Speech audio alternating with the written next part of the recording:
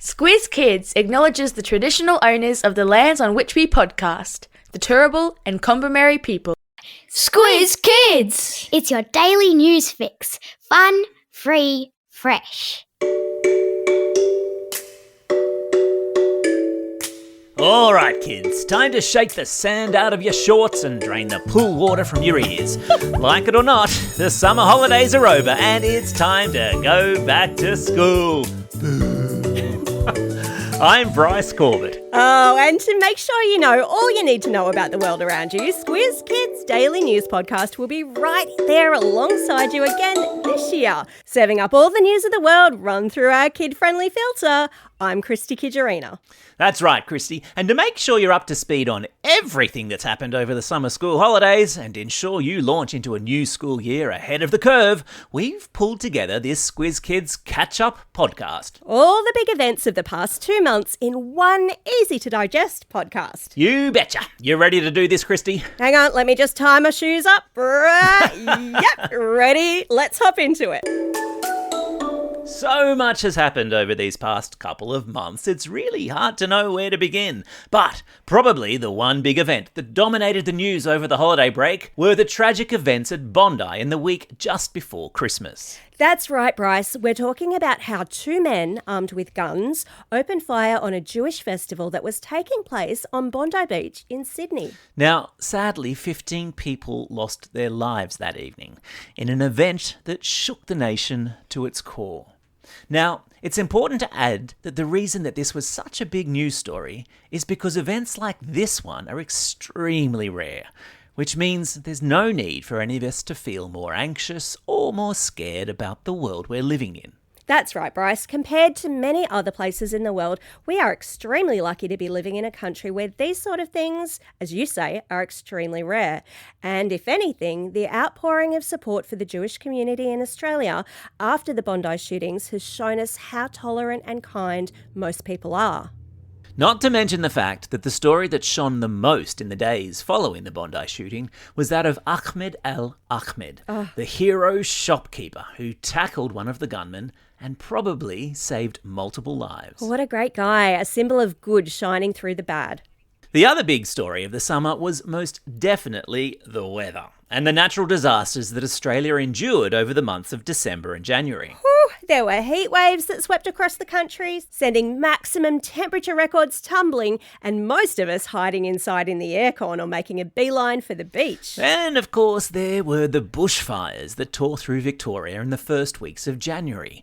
More than 170 homes were destroyed in blazes that burned across regional Victoria as farmers scrambled to protect their livestock. Yep, and meanwhile, up north, Queenslanders were dealing with a natural disaster of a completely different type after tropical cyclone Koji dumped a month's worth of rain on outback Queensland, wreaking havoc in many regional communities. Yeah, that's right, Christy. Rivers broke their banks, people had to evacuate their homes, and millions of hectares of farmland were inundated with floodwaters, leading to a heavy loss of livestock there too. When you throw into the mix the snow that fell in Tasmania over Christmas, it really was a summer of Dorothea McKellar's famous poem, which starts, I'm sure you all know it, I love a sunburnt country, a land of sweeping plains, of ragged mountain ranges, of droughts and flooding rains. Hey, that's it. Yeah, but when we weren't fighting fires or fending off cyclones, we still managed to find time for that great Aussie summer pastime, eating cricket ice cream? watching. Oh, no, not eating ice cream, cricket watching, Christy. I did cricket both. Watching or eating ice cream whilst you're watching cricket.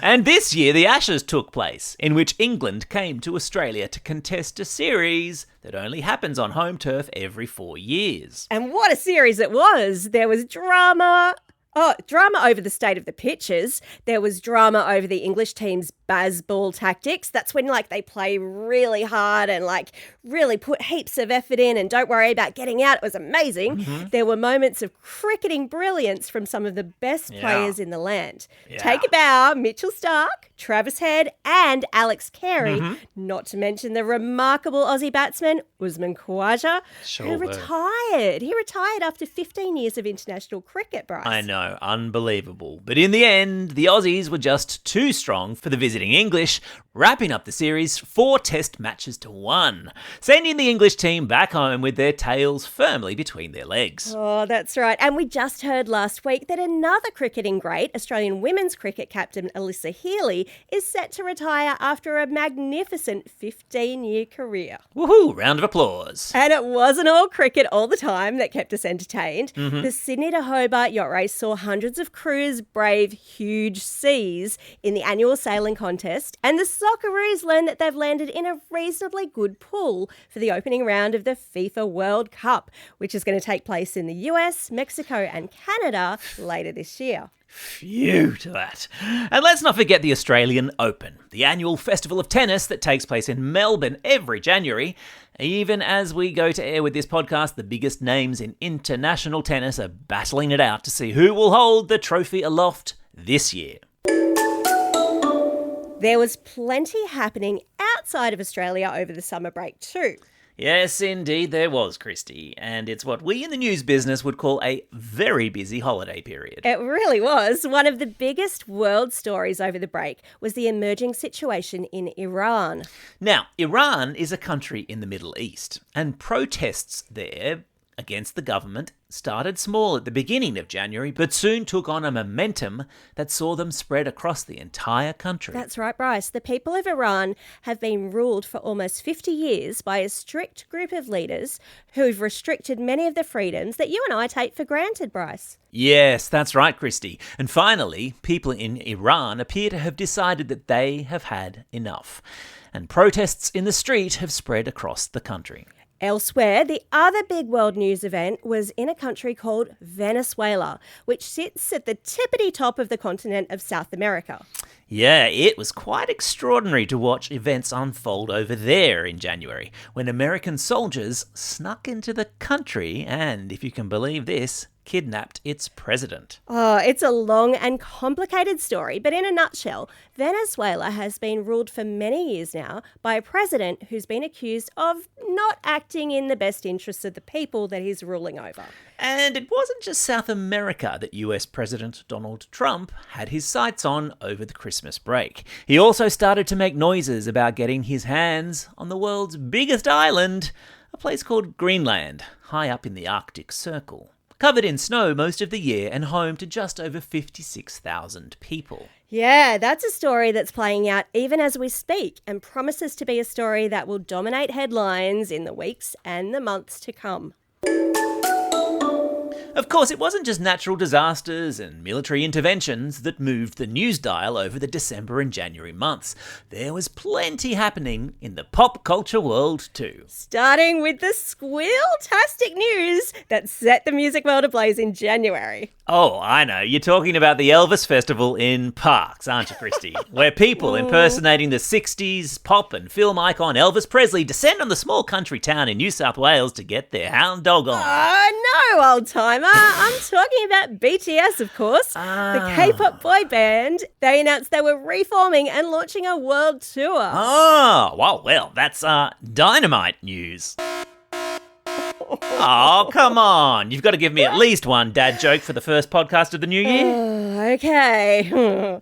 And in other pop culture news, it was a big holiday season for a certain Taylor Swift, whose Eras Tour documentary dropped on Netflix, and also for Stranger Things, which set the interwebs alight when it dropped its Season 5 grand finale. Oh yes, we all took a trip to the Upside Down for one last hurrah before saying goodbye to Will, Mike, Lucas, Dustin, Max and 11 for one final time. Of course, New Year's Eve happened over the break too, as it does every year. And as usual, the fireworks displays all over the world stepped it up to another level. They sure did. From Sydney Harbour to the Arc de Triomphe in Paris, from Taiwan to Times Square, millions gathered to ring in the new year. And the skies of Rio de Janeiro lit up on New Year's Eve as the party people of the world set a new world record for the largest New Year's Eve celebration ever. That's right, Christy. People all over the world seemed to be looking to the heavens in whichever corner of the world they lived to enjoy the light show and pray a quiet prayer for a bright and hopeful 2026. Yeah, which is exactly what we're looking forward to too, and what we wish for each and every one of our Squiz Kids listeners and their families. That's right. Well, that's it for this Squiz Kids Catch-Up. Now, you're ready to jump into the year ahead. Now, don't forget, Squiz Kids Today, our award-winning daily news podcast for kids, is back this week. In your ears every Monday, Wednesday, and Thursday of the school term. Woohoo! And of course, every Tuesday of the school term, we're going to be serving up a Squiz Kids shortcut, a deep dive into a topical subject, or a Squiz the World episode where we pay a virtual visit to a different country and learn about its people, culture, history, and food. Yep, and tomorrow's shortcut is indeed a topical one. It's International Holocaust Memorial Day tomorrow. So we're taking a kid-appropriate look at this dark moment in human history, because it's an important date to commemorate. It is. And then not forgetting, of course, our signature Kids versus Adults weekly news Squiz. Every single Friday, your chance to prove who's smarter, kids or adults, and we all know the answer to that. Plus a science short every Saturday and a From the Vault episode every Sunday, where we dive back into the Squiz Kids archive and dust off an old favourite. That, my friends, is 7 days a week of absolutely free, absolutely excellent quality kids audio content. Fun, free, fresh. And that's even before we talk about Squiz Kids Q&As, Squiz Kids Spotlights, Squiz Kids Explainers, and, of course, Newshounds, our free digital literacy resource for primary school classrooms. Oh, Bryce, I'm exhausted just thinking about it. Me too. Exhausted but excited, Christy. Oh, yes, I think of it's going to course. be a good year. I can feel it. Yeah, it really is. Right, well, we better get to work already. Yep, let's do it, Christy. And in the meantime, let's sign off this episode in the traditional Squiz Kids way. Now get out there and have a most excellent day. Over and out.